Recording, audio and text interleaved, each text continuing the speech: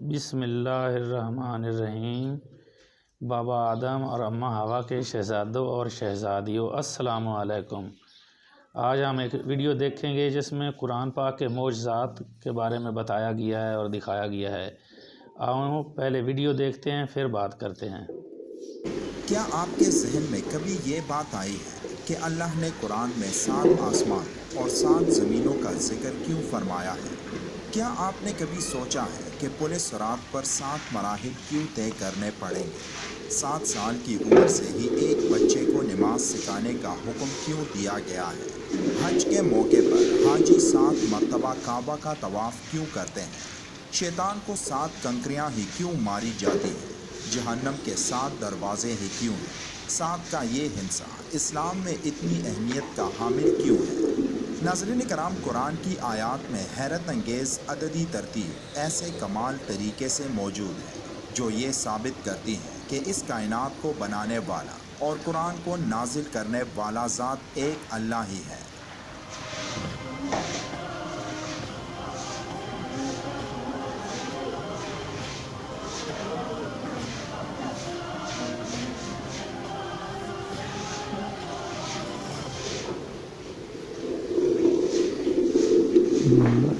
بخاری شریف کی ایک حدیث پاک میں رسول اللہ صلی اللہ علیہ وآلہ وسلم سے ارشاد ہے کہ جس نے صبح سویرے اجوا کی 7 کھجوریں کھائی تو شام تک کوئی سحر یا جادو ٹونا اس کو نقصان نہیں پہنچا سکے گا۔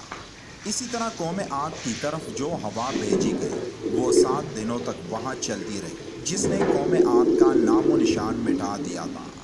نمبر 7 قرآن میں 28 مرتبہ آیا ہے، جو کہ نمبر 7 کے ٹیبل میں بھی آتا ہے۔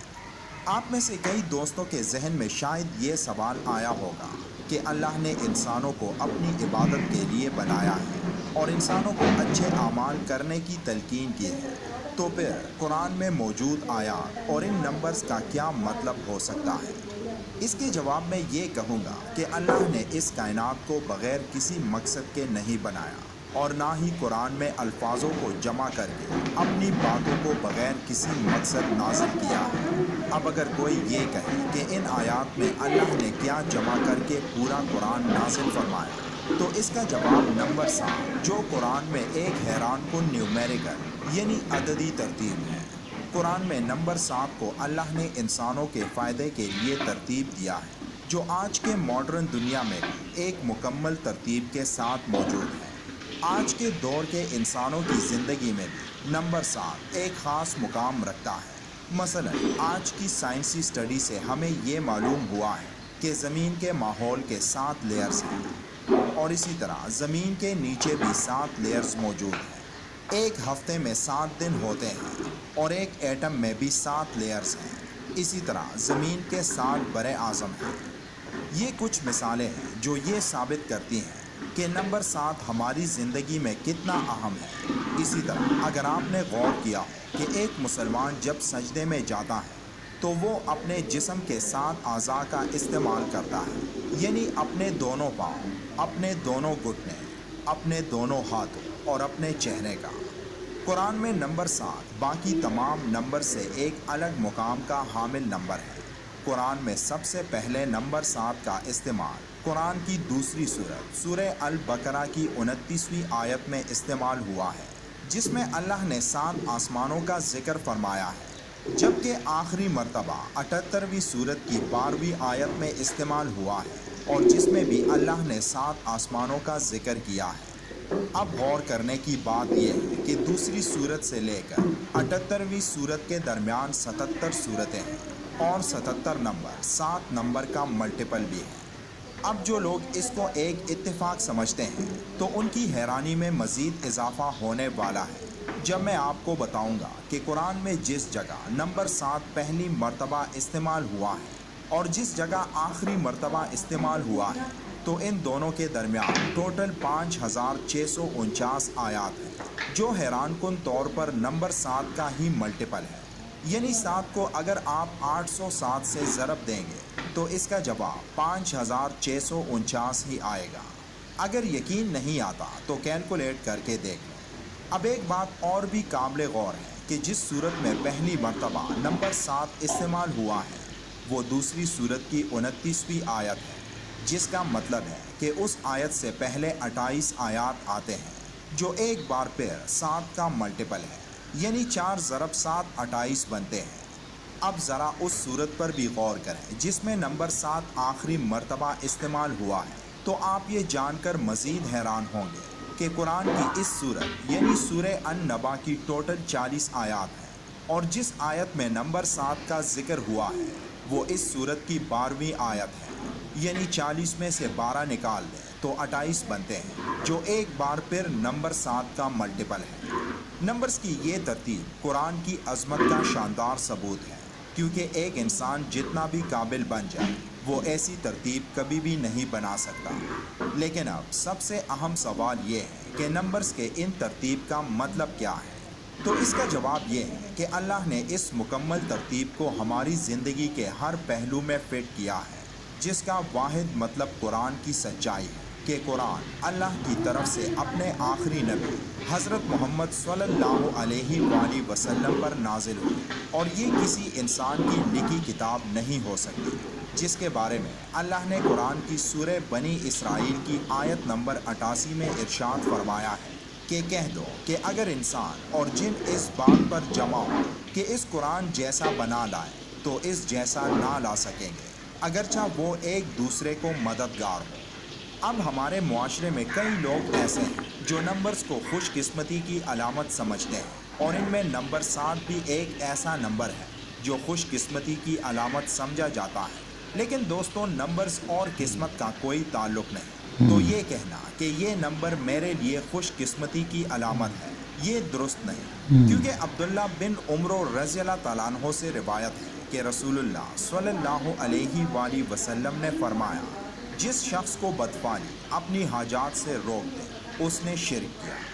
ناظرین، قرآن میں موجود معجزات میں نمبر 7 ہمیں قرآن کی سچائی اور ایک اللہ کے وجود کا درس دیتی ہے، اور اس کے علاوہ کچھ نہیں۔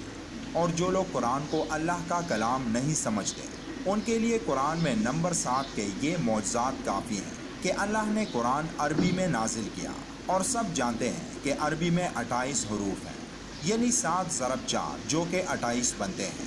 قرآن کی پہلی آیت اور آخری آیت میں 7 الفاظ ہیں۔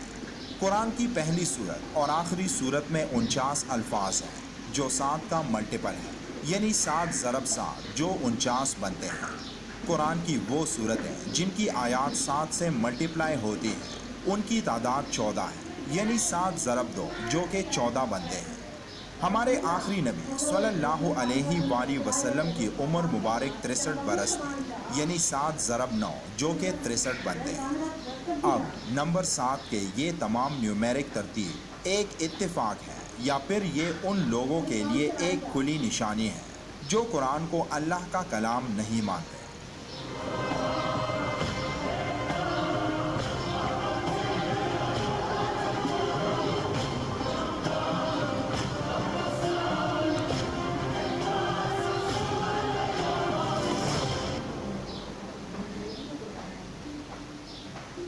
بابا آدم کے شہزادوں اور شہزادیوں، قرآن پاک ایک ایسی کان ہے جو ہیرو جواہرات سے بھری ہوئی ہے۔ ہر انسان اپنی طاقت اور عقل کے مطابق ہیرے جواہرات، حکمت کی باتیں اور شفا ڈھونڈتا رہے گا اور نکالتا رہے گا، اور اس سے فائدے اٹھاتا رہے گا۔ قیامت تک یہ ہیرے جواہرات ختم نہیں ہو سکتے۔ قرآن پاک کو سمجھنا ہر انسان کے بس کا روگ نہیں۔ یہ ایک عظیم کتاب ہے، اس میں عظیم علم ہے، تو اس کو سمجھنے کے لیے قابل ترین اور عظیم انسانوں کی ضرورت ہوتی ہے جو وسیع علم رکھتے ہوں، جو تاریخ کا، موجودہ حالات کا اور مختلف علوم و فنون کا جتنا زیادہ علم رکھتے ہوں گے وہ اتنی ہی جلدی قرآن پاک کی حقانیت اور سچائی کو سمجھ سکتے ہیں، اور جب تک سمجھ نہیں سکتے اس وقت تک ان کو یقین نہیں آ سکتا۔ جب ان کو جو آدمی جتنا زیادہ سمجھ جاتا ہے اس کو اتنا ہی زیادہ یقین آ جاتا ہے، اور وہ پھر اتنا ہی زیادہ عمل کرتا ہے، اتنا ہی زیادہ اپنے آپ کو قرآن پاک کے ساتھ جوڑ لیتا ہے، انہی انسانوں کے لیے اللہ پاک نے فرمایا ہے کہ شیطان کو کہ جو میرے بندے ہیں ان پر تیرا زور نہیں چل سکتا، کیونکہ وہ پختہ ایمان والے ہوتے ہیں، ان کا یقین پختہ ہوتا ہے، وہ پھر شیطان کی پیروی نہیں کرتے، غافل نہیں ہوتے، لغزش نہیں کھاتے، سیدھے راستے سے انشاءاللہ نہیں ہٹتے۔ تو سب سے پہلے قرآن پاک کو سمجھنا بہت ضروری ہے، قرآن پاک کو غور سے پڑھنا اور بار بار پڑھنا، کیونکہ جتنی بار پڑھو گے، اگر آدمی جتنی بار پڑھتا ہے تو ہر دفعہ نئے نئے علوم و فنون، نئے نئے روشنیاں، نئی نئی حکمتوں انسان کے دل میں وارد ہوتی ہیں۔ تو انسان کو قرآن پاک کو بار بار پڑھنا چاہیے اور غور فکر سے پڑھنا چاہیے، تدبر اختیار کرنا چاہیے، غور و فکر کرنا چاہیے۔ تو انسان قرآن پاک کو جتنا زیادہ سمجھتا جائے گا اتنا ہی اس کے دل میں حکمت اور روشنی بھرتی جائے گی اور اتنا ہی عظیم ہوتا جائے گا، مضبوط ہوتا جائے گا، دلیر ہوتا جائے گا۔